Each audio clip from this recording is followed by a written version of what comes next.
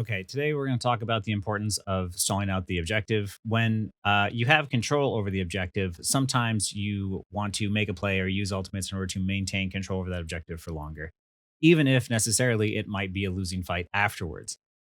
Domination is a good example of that because of the fact that the higher the percentage you get, the fewer fights you need to have in order to win the round, right? So there are times where if you have an ultimate, sometimes using it just to stall out for more time to buy time for your team to come back is the right play. And Captain America, his ultimate is really good at being able to do that. It's also able to save teammates. It's like a less effective support ult.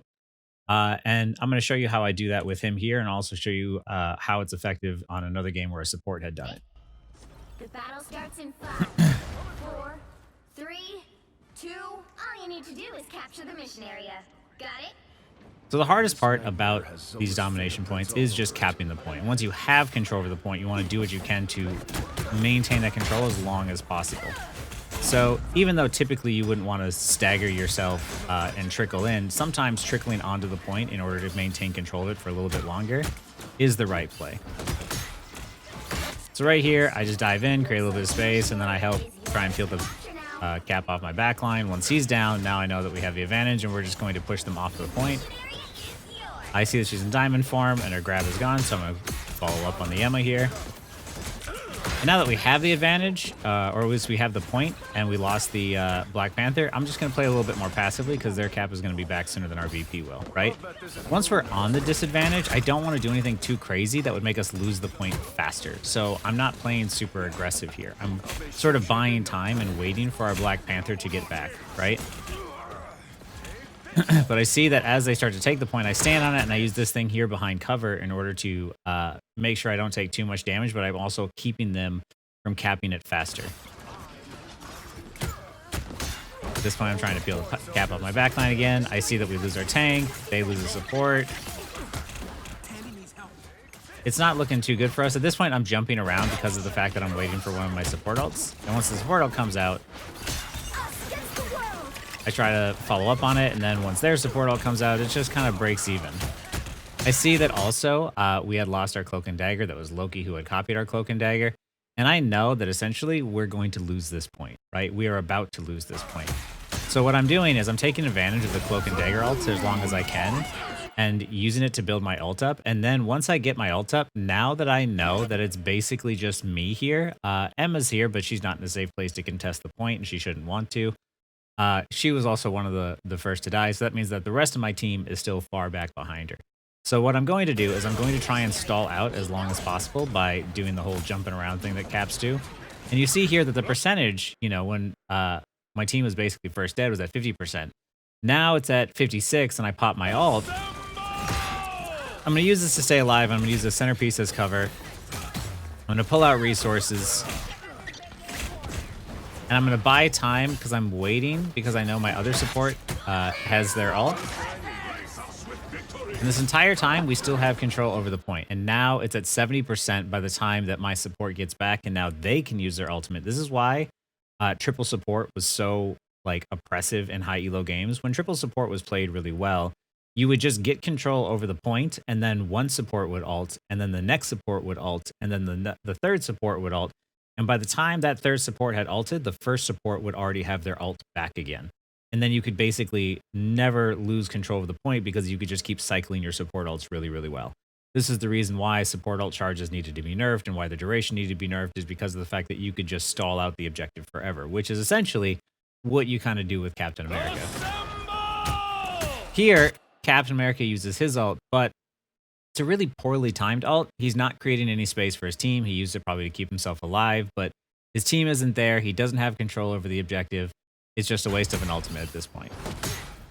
And he's jumping around, but like, you know, you're not supposed to be jumping around and stalling out the objective when we have control over the objective. He's jumping around, and it's not doing anything because we're still in the advantage here, right? You want to save Captain America ult for when you have control over the objective, where you need to make space for your team or you need to save your team.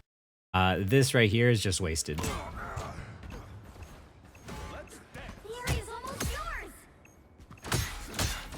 Eventually, he's going to die, and then he staggers himself super hard. And now, because of the fact that I had used my ult and saved my ult specifically to stall the objective out, it bought me more time for Cloak and Dagger to come out and then use her ult. And now we're going to be at 90-ish, 90+%. So no matter what, even if we lose a fight, all we need to do is win one fight instead of two in order to secure the round, right? Me personally, I am not a fan when you have control over the point of using cap ult early to try and like create space ahead of time, unless it can for sure secure a kill or you need to use it to stay alive. I like to use it where if we have nothing else left and I need to stall the point and buy time for my teammates, I'll typically do that instead. So now we're using ults, and when this happens, I just try to charge my ults up off of it. And here I see that we are down 2 immediately, right? Down 2, 3. All of us are dying.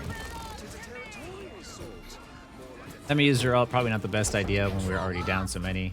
But you see how, because of the fact that I had saved my ult in order to stagger it out longer, it got us to 99%. And if you saw my How to Win Domination Mass, video, once you're at 99%, you win one fight and the game is over, essentially, right? So that was really good use of like staggering our ultimates, where even though eventually we lost the point, we were able to get so much percentage out of it that one fight is much easier to win for us. I see we lose one, so I'm going to play slow and I'm just going to destroy the clones. I'm playing slow. All we need to do is win one fight, so I'm waiting for my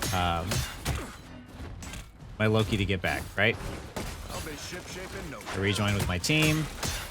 Cap gets his damage boosted and amplified, so we jump on top of him at once and he gets grabbed. And now I'm on top. Now I am jumping on their team, knowing that our team has a huge advantage because of the fact that one, their Captain America is dead, and two, our Loki is back. So I'm trying to take advantage of that lead that we have as quickly as possible.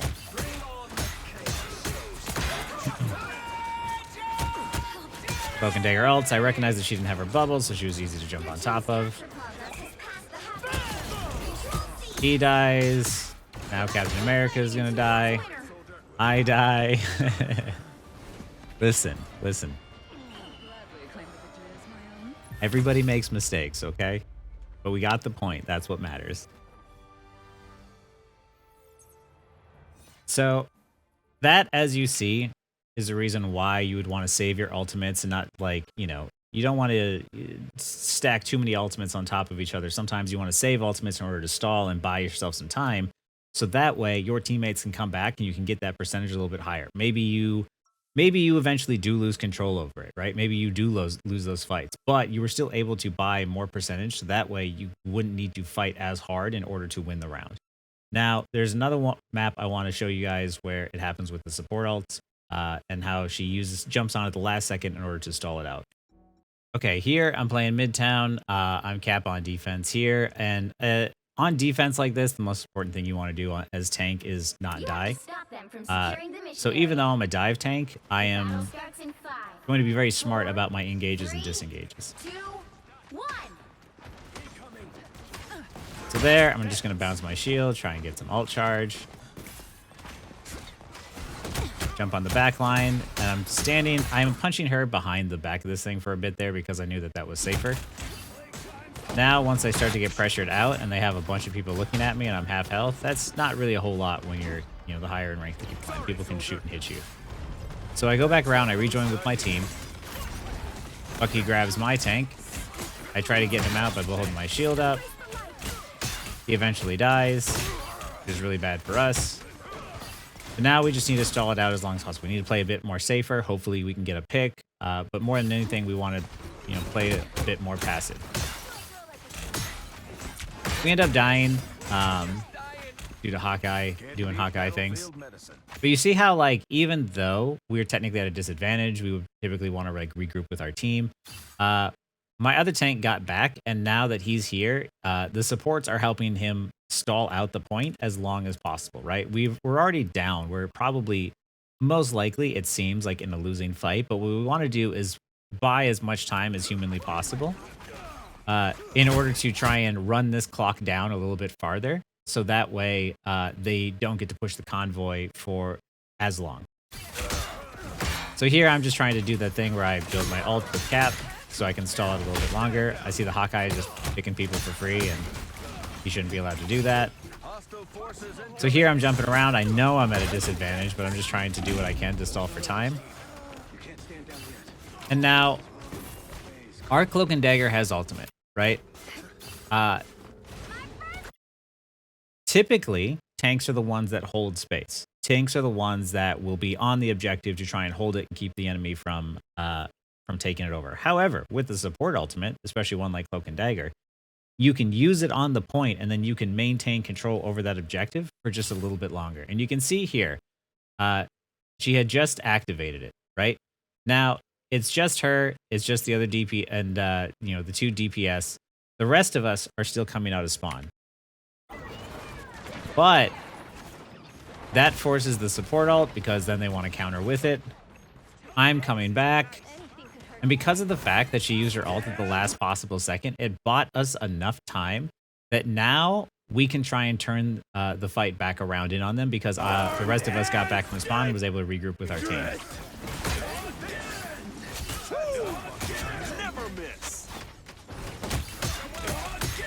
Now we can quickly kill Hawkeye and clean up from there. Now, we had lost one pretty early on, right? Our tank died pretty early due to a Bucky hook, and because of that, it seemed like the fight was going to be in their favor. It seemed like we were going to lose the fight. However, due to the fact that we played a little bit smarter, we played a little bit slower and a bit more passive, we were able to buy time for our supports to be able to build up their ultimates and stall out enough time so that way our other tank could come back and stall for a little bit of more time.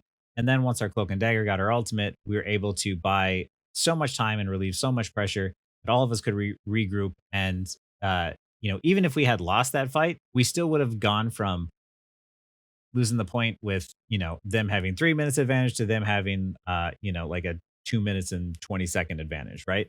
So what you're always trying to do is, you know, it's because the game is about the objectives. You're trying to do your best to run that clock out as much as you can.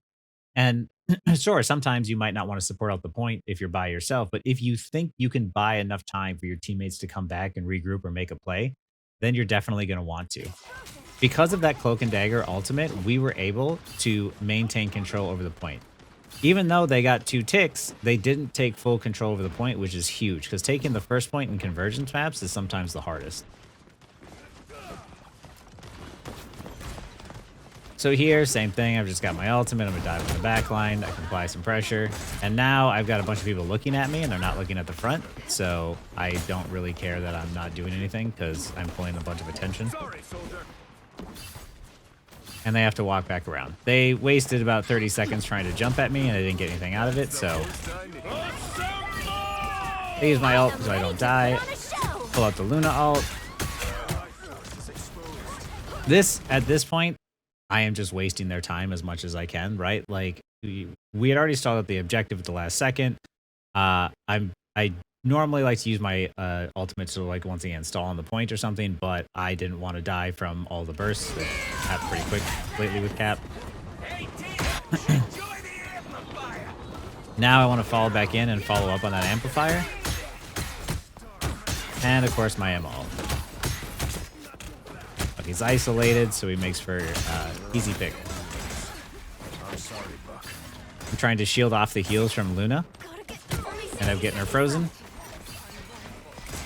I don't know where my team is, so I'm playing super safe there. You saw how I'm like, sometimes I'm not doing a whole lot, but it's because of the fact that I don't necessarily know what's, you know, I take a look to see what my team is at and like how many people are alive, because sometimes you lose track. So I play aggressive when I know that it's safe to.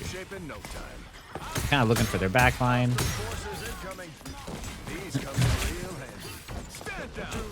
More than anything, when you have, like, when you are playing defense on a point control map or with, like, you know, convergence like this, you don't want to die on defense. You want to prioritize staying alive. I'm going to take a lot less chances on defense here than I would on offense because of the fact that if I die, there's a high chance that they take the point. So I'll distract and I'll waste their time, but I'm not going to do anything so risky I end up dying for it.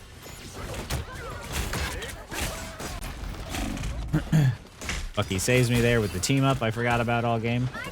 By the eye of Agamotto!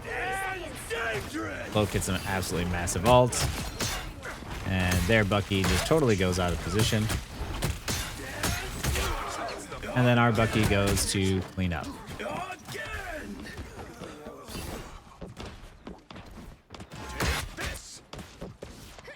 And at this point, there's nothing else they can do in order to try and retake the point. Strange is opening a portal, but it's going to be way too late. And there you have it. Now, even though they were able to take 2 ticks from us, they weren't able to fully take the point because of the fact that after losing one, we played a lot more passive. We played a lot more defensive. And we bought enough time for that way each one of us could stagger onto the point one after another until our Cloak and Dagger got her ult back up, or her ult up for the first time. And she was able to ult the point at the very last second, 2% left, and we were able to regain and retake control over the objective. There are strategic times where on defense, if you're defending a point, you technically already have control over it. So you want to try and see if you can maintain that control as long as possible. Knowing when to ult and when you can ult and buy that time for your team to come back is going to be something you'll learn in time.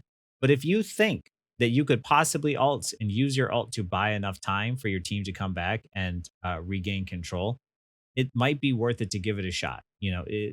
Especially if the fact that even if all you did was waste some of their time and they went from having the convoy, would have having 3 minutes on the convoy versus having 2 minutes on the convoy, at least it's still less time on the convoy. Anyway, yeah, this is how you want to use your ultimates to maintain and hold control over that objective and stall it out. Because yeah, if you already have control over the objective, using your ultimates to maintain that control or staggering yourselves one after another onto it to run up the percentage or how much time you have it for longer, that's one of those rare times where staggering is actually a strategic thing to do. Anyway, I hope that helps clarify some things and why you might see in some of my videos where I'll specifically jump onto the point to die on point if we already have control over it. And also, hopefully, you can see that maybe, in some of your games now, you might be a little bit more brave at using your ultimates to stall out and maintain control for a little bit longer. Anyway, that's all I got for this one. Thanks for watching.